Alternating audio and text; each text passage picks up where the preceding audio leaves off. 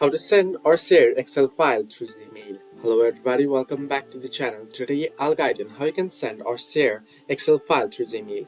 Now the first thing what you'll have to do is you'll have to save your Excel file or document to the laptop or the desktop.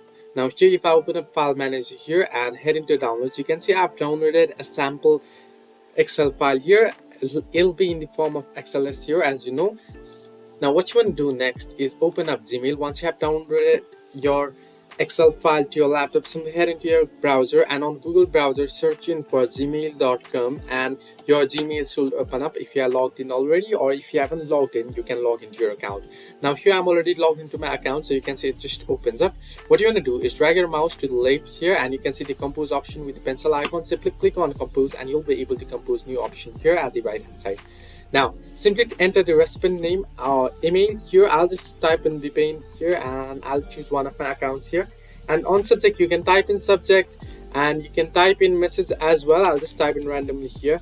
Next what you want to do is at the bottom of the screen you'll see the attach files option. Simply click on that icon and you'll be able to browse through your laptop here.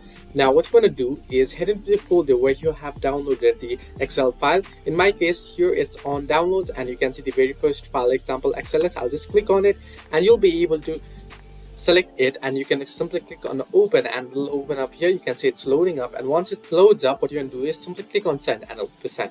So this way you can send or share Excel file through Gmail. Hope this helped you. Do like and subscribe and do not forget to leave a comment down below if you have any further issues.